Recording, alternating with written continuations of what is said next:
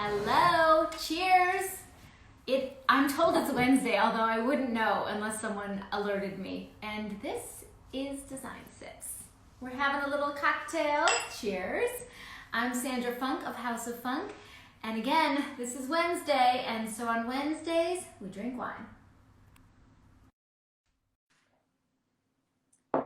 Hello, hello. How are y'all doing? Hi, guys. How's everyone doing? Seriously. Oh, Amanda Berlin is here.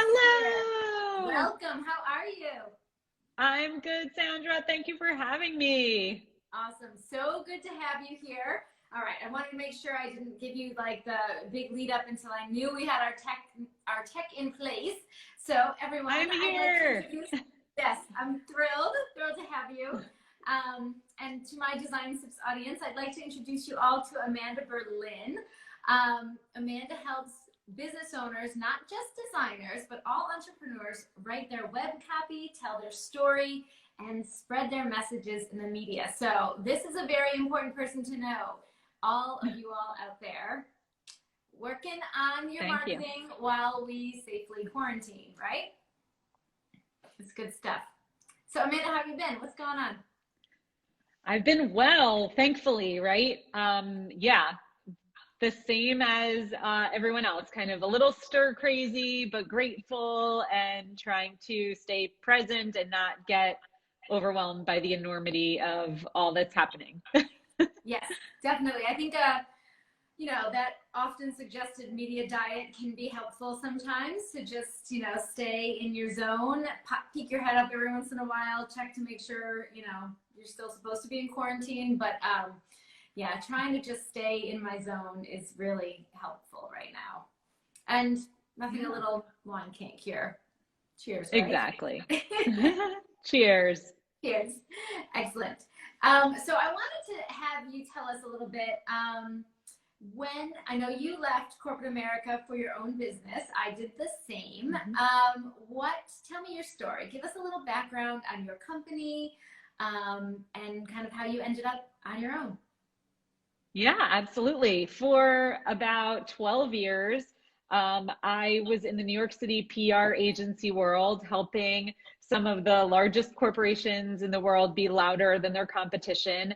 And I realized that my soul was slowly dying during all of that. And I needed to find a different way to parlay my expertise so that I felt like I was being of service in the world. And during that time, my commitment to personal development and self-improvement really increased because I was feeling so dissatisfied in my career that I thought I wanted to go the route of being a coach or doing something in the fitness realm. And when I got let go finally from my corporate job, I was like, I was free. I did not want to, I really felt like I don't want to have anything to do with communications or PR or anything ever again. And I realized that that was actually my shooting myself in the foot moment because marketing and PR and communications is exactly what you need in order to have a thriving business, especially if you're going out on your own. And second to that, I realized that it actually wasn't something that I hated, even though I was so burnt out on the corporate life. It was actually something that I really loved. I just needed to do it for the right people, for people who I felt were putting something good out there into the world, were feeling really passionate about their work, and just needed more people to know about them. And so that's what I help my clients do today, is figure out what they have to say, figure out the best way to say it so they're attracting more of the right clients, and then figuring out where to put that message so that they feel like they're being seen, so that they don't feel like they're shouting into the abyss and having that fist shaking moment, like, not enough people know about me. That's what I do. Totally. Totally. And I know that, as when you're starting your own business, you are, in the beginning, you're starting to put together content. You're trying to, figure out who you are, what your brand voice is, and then put out content into the world on a consistent basis. And it definitely sounds like you're shouting to the ether for a while. I remember being like, Yes. anybody besides my mother reading this newsletter, you know?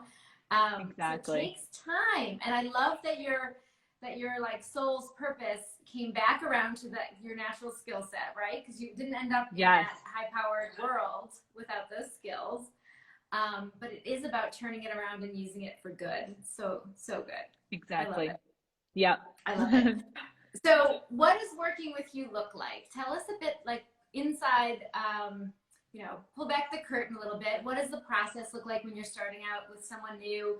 And then, what does it look like when you've been with someone who's really got it and is flowing? Yeah, absolutely. So, first and foremost, when I start working with someone, I want to know what their goals are. What's the vision for what they want to create during our time together? Because that's going to dictate our entire strategy. Because different kinds of visibility do different things for a business.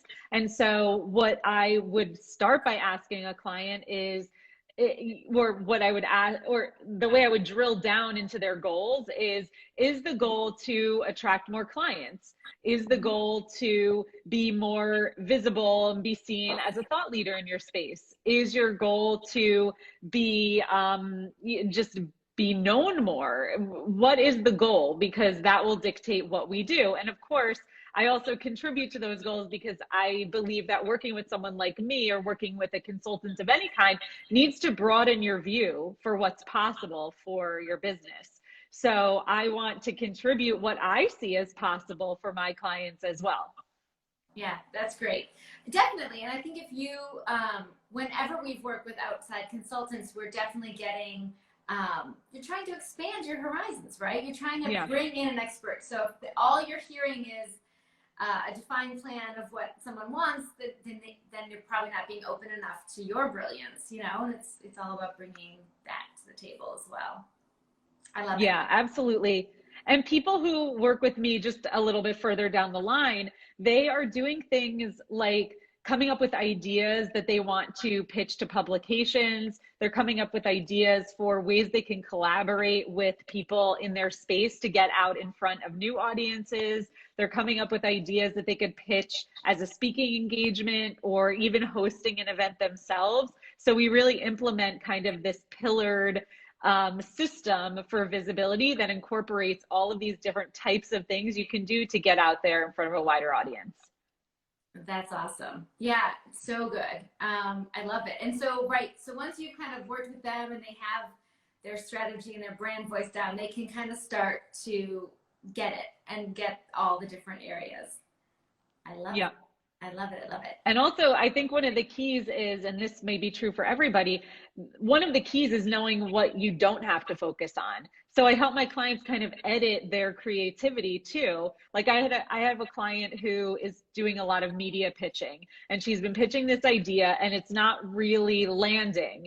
It's a great pitch, and she's been super organized and tenacious in her outreach and her follow-up, but it's not landing, and she could continue pitching it, but she and I both realized like her energy for it just isn't there anymore. So we're deciding to, table it for now, probably publish it with with an outlet that she has a relationship with that kind of, is just an easier pitch, and let's move on to some new fresh ideas that she could get excited about. Yeah, and I think it is so helpful to have a professional give you that input. To have someone say to you, this is strong, here's where this would fit, or, let's give this a soft landing with someone who really knows you well and is waiting for you to come back to them and provide more content. That is, Right. that would be of such value to our designers too. I mean, so often I talk to designers and they have a project. They don't know if they should spend the money to have it photographed. So do clients bring you kind of like scouting shots and talk through positioning from that early on? Yeah, I would say that so I think that again it comes back to goals, right? So is the goal to get more clients? Is the goal to get visibility for this project? What is the goal? So once we decide on what the goal is, then we can figure out the best route to establish that goal. So yes, we might strategize where and how to pitch a project if that ends up being the means to the end. Right. I love it. I love that strategic thinking and not just publicity for publicity's sake. And I Yes, can speak exactly. and I can speak to the fact that just because you're in a magazine does not mean that the phone's going to ring off the hook. You know, a lot of times we have found video to be so incredibly helpful because it allows people to get to know you. And we have found speaking engagements, you know, with the right audience also crazy helpful in just catapulting your know, like, and trust factor forward. So absolutely.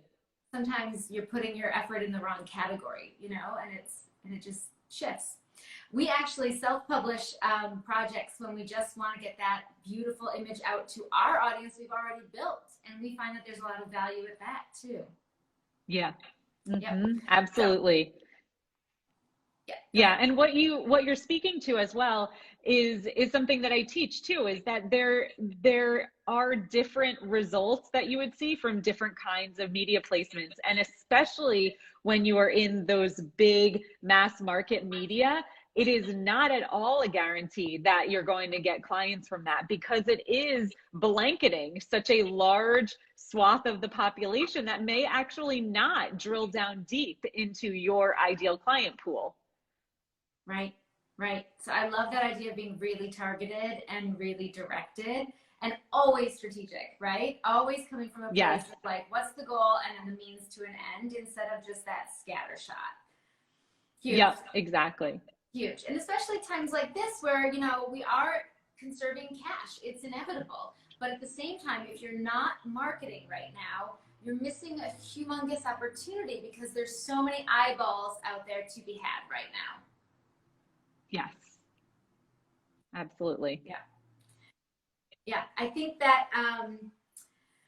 are you seeing engagement numbers go up for a lot of your clients? Are you like, do you get involved in social media? What services do you get involved in?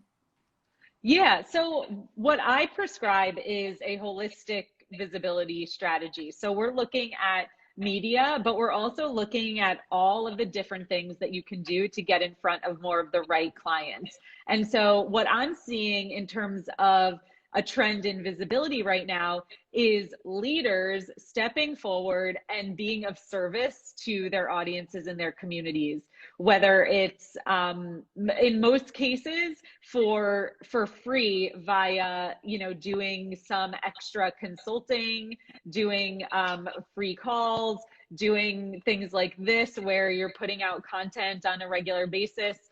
People are paying attention to those who are stepping forward, and you know, who are stepping forward with a message of, like, you know, of solace in some way, of comfort, but also of like, look, we can still pay attention to our businesses because this is what's important to us. You know, I personally think that and this is what I'm sort of out there talking about, and I think that I don't think I'm the only one who thinks this, but I think that this is a moment in time, and we are not going to be served by, you know, throwing in the towel and saying this is a wash and I may as well just like go back to bed for the next 2 months.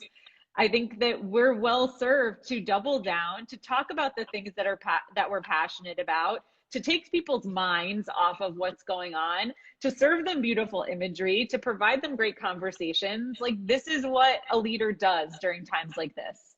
Yeah, I love that, because it is something that I think that we wrestle with.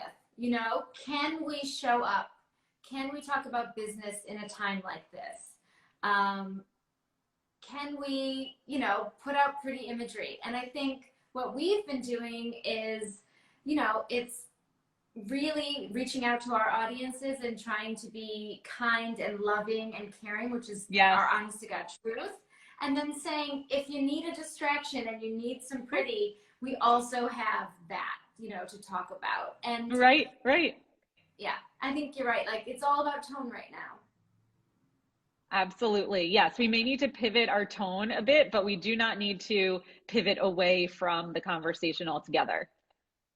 Yep, I love that. I always have joked that if I wasn't in business for doing interior design, I would be driving my family and friends crazy because I would be at their house saying, well, you know what you should do? So yeah, we do. It is our passion. Most of us think, Yes. those of us in this industry, most of us are here because it's a humongous passion of ours. And to not do it would be hard. So being, Right. focusing, Totally.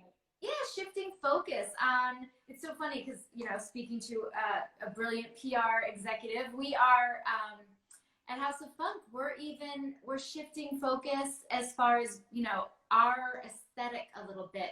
And it's a funny time because it is a break from the day in and day out running around hustle. And so it's allowing us this little bit of space that says, what if we only put our very favorite images from our portfolio out into the world? What if we took out all the stuff that we did aesthetically for a client, but doesn't feed our soul, Right. in the hopes to draw Interesting. more projects that feed our soul? So yeah, Yes. I think some of this is there's a lot of self-reflection right now, and a lot of, Absolutely. when we go back, I'm going to do it like this, right? And so I think it's a Yes. really interesting time to get more clarity on your brand voice. Absolutely. I think that a lot of us are reconsidering, well, certainly people who, maybe have not been in the entrepreneurial world are looking at those of us who are and recognizing that they could also reconsider what they're doing and follow their passion as well. And I think that those of us who support people who are going through a change or transition in life, we're the ones who still can step forward and say, like, we're still here for you. And I think that's true for designers. Like, we're spending so much time in our homes. We're looking at all the things that we can't stand anymore. And we are going, and like, this is a time where we're reconnecting to what's important to us. And so home, what could be more important than home? And this is an area where people who are not, and there are people out there who are not necessarily worried about paying the rent, who don't have those life and death kind of burdens on their shoulders right now. They are looking at how can they make their lives better for themselves and their family right now. Yep.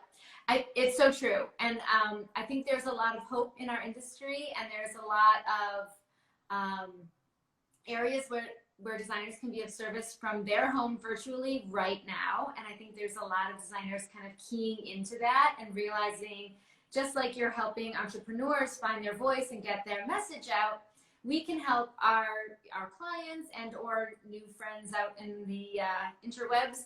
We can help them get happy again with their house, because man, I will tell you, there is nothing like a quarantine to make you realize what's working and what's not working.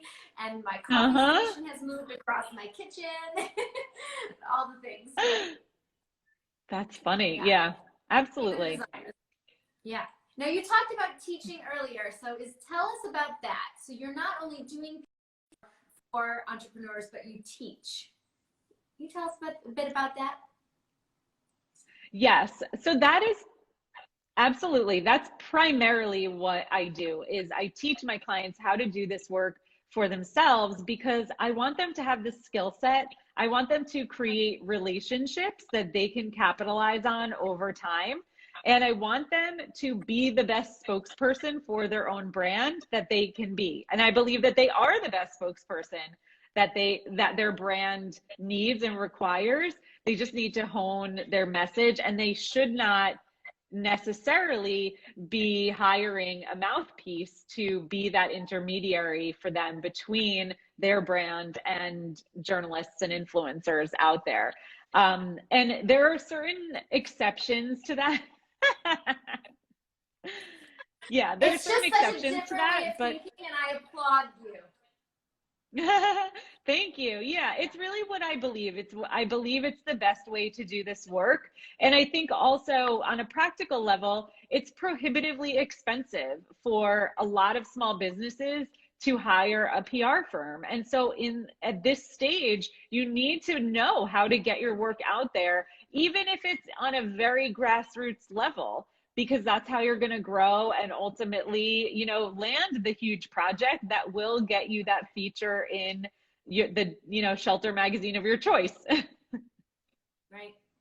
Yeah, that's incredible. And that's the like soul bit. And that's the bit that really took you from, it felt like I was having my soul crushed to that I was helping, right?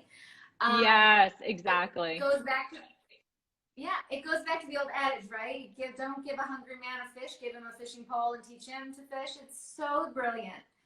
Yes. So many designers out there would love to hire PR, but it is so cost prohibitive, and you are breaking down the barriers because it is a teachable skill. And I love the adage that, the designer should have those direct relationships because, the minute you aren't using a PR person anymore, you haven't really accomplished that much in the long run if you haven't built relationships with editors and people in the industry and potential partners. So great. Exactly. I mean, that is yep. mind-blowingly different than most of the PR people I've ever spoken to. Oh, cool. That's great to hear. Yeah, I think I do it differently. And I really do because I'm so committed to, personal development and the inner game. I work with my clients a lot on what it takes to actually be that confident spokesperson and put yourself out there and feel really, really enthusiastic about speaking, about being interviewed, about, being out there as the face and the voice of your brand. Oh, it's incredible. It's so incredible because it's not, everyone has a different personality, but it's not easy.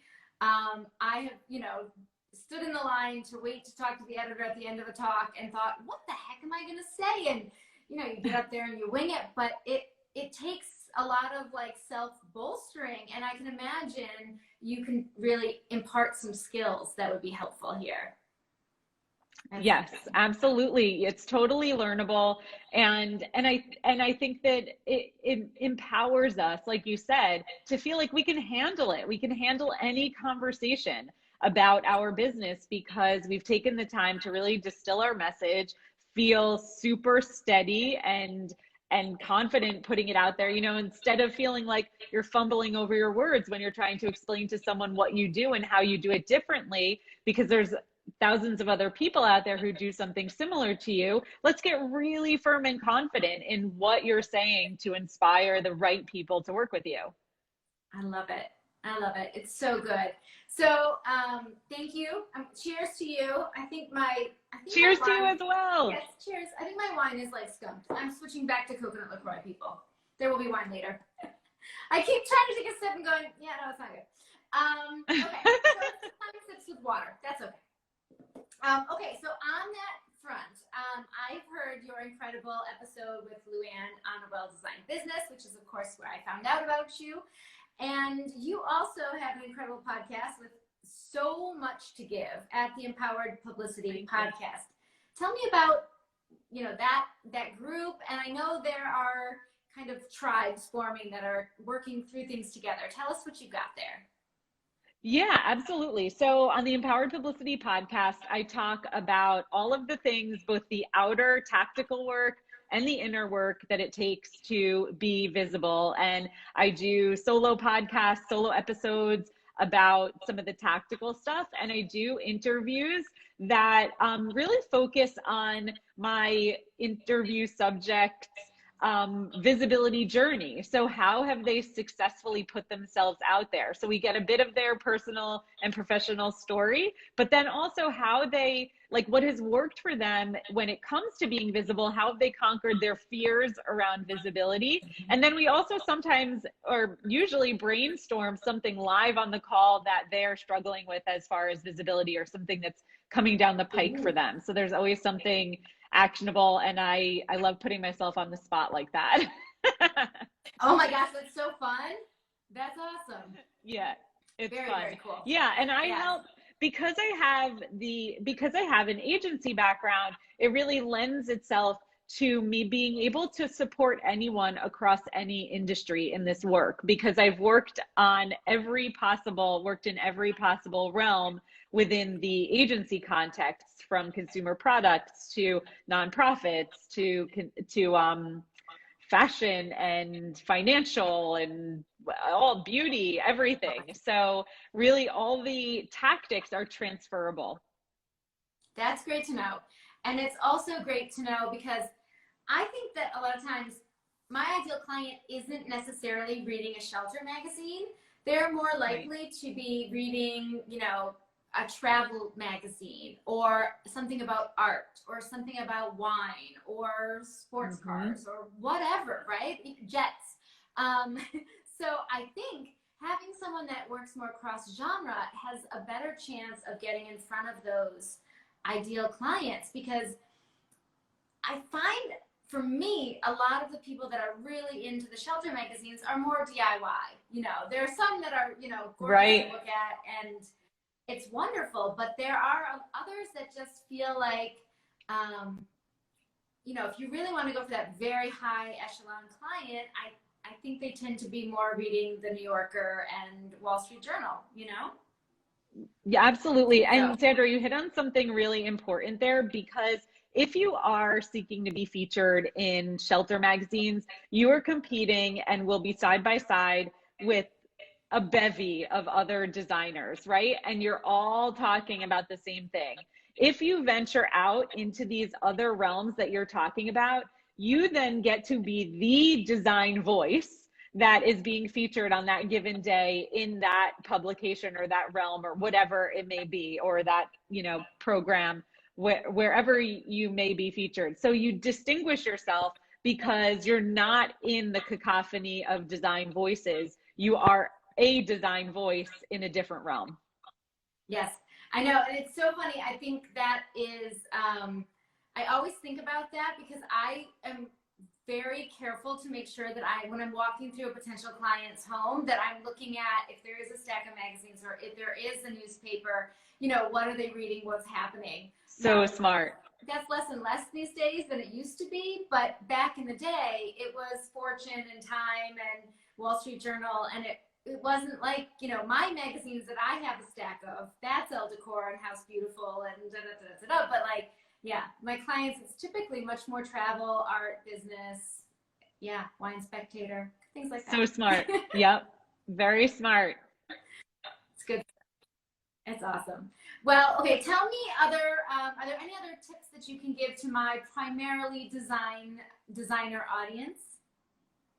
Yeah, absolutely. So I've been talking a lot about how you can create a message that positions you as a rogue in your space. And what I mean by that is, in what ways are you breaking the rules of the way that things are conventionally done in your industry? And that is super important to focus on when you're in an industry where a lot of people are doing something quote unquote similar to what you're doing. So you need to distinguish yourself with a message that positions you as doing things in a way that only you can do them. And the more specific you can be with that, the more you're going to resonate with more of the right people. So I would encourage you to think about kind of pivoting your message or retooling your message in a way that really indicates how you take a stand for your clients and the transformation you provide, but also how you are breaking the rules in a really intentional way in your business that is sort of at the heart of why you do things the way you do them as a matter of principle. The way I described my rogue statement as far as publicity is concerned is, I don't want you hiring a publicist. I want you to learn to do this yourself. So that's a way that I'm intentionally breaking the rules in my space, and that distinguishes me from other people who might be doing something similar. So I encourage you to think about, how are you breaking the rules in your space that will, in a way that distinguishes you from people who are doing something similar to what you're doing.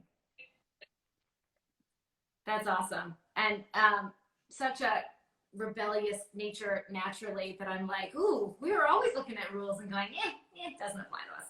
So I love that. Exactly. That's great positioning. Very cool. Okay, tell me more about networking to meet potential clients. How do you suggest we are out there networking in a quarantine time? Oh, so such a good question. So I think that there's probably actually no better time than now to be reaching out to people to just have those kind of exploratory conversations. So let's say honestly, I feel like you could reach out to someone who feels entirely out of reach and just say like, hey, I've been following your work. I think what you're doing is amazing. I'd love to hop on a quick call to chat about how we might collaborate, something like that. And in the back of your mind, maybe you have an idea about what you could invite them into, but just start the conversation. And I think that it's those individual touch points. I don't think we're networking on like a massive scale where we go and, pass our business card around to 1,000 people. It's those personal individual touches that are working right now. And I think that people are open to that. So if you've ever hesitated to reach out to someone, now might be a great time to challenge yourself to do that. I think that's really wonderful advice because, in the beginning of this whole thing, it felt trepidatious to even request someone's time, right? Because it was so shocking what was going on. And I think now we're in the phase of, acceptance and the need for connection. So you're playing into a natural human need to connect. And like you said, giving yourself that confident boost to say, this is a good time to take it further than you maybe would normally. Yeah, absolutely. There's nothing to lose. Thank you. You've given us so much. I appreciate it so much. Can you please tell everyone? It's my absolute pleasure. Yeah, thank you. Can you please tell everyone where to find more of you so that they can continue to get all of your brilliance, and obviously where they can hire you, because your model is so different and it is so giving and it's so empowering. And I know that the group of people, the designers that I know and love, are looking for collaborative, meaningful people in their lives. And you seem to fit that bill. I love that. Thank you so much. That's really, that means a lot to me, that reflection, because that is what I'm trying to put out there, is service and collaboration and support. Yes, and I would love to connect with anyone who feels moved by this. My website is amandaberlin.com, just like the city, Berlin. And actually right now I have my calendar open for free 30-minute assessments. This actually was closed and I reopened it. So I'll just put it out there right now, a messaging assessment, amandaberlin.com/assessment. It's a totally of service offering for free. No, not a consult in disguise. A totally free kind of strategy session. So if you happen to hear this, you got lucky. I reopened that and you can tap into that as well for the time being. That is awesome. I think Sarah will probably comment that in the notes in case anybody missed it. You'll be hearing from me. I could always use a strategy session. I love that. I would love to. That'd be great. Awesome. Well, thank you. I can see tons and tons of people have been giving me the thumbs up. There's been hearts flying. Sarah, do we have any questions that we need to answer, or has it just been mostly love? Lots of love, but DM your questions to each. Okay. Each of you guys, definitely. Yep. I love that. Questions available, right? All right, everybody.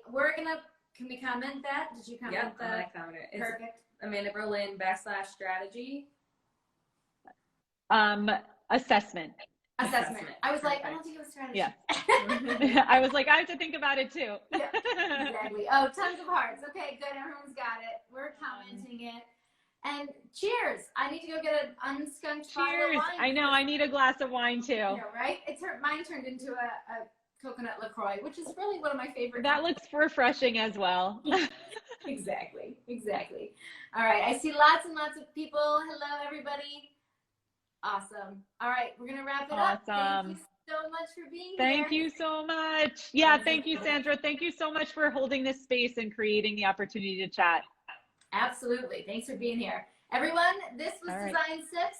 You're with Sandra Funk and Amanda Berlin, and we will see you next time. Bye. Bye.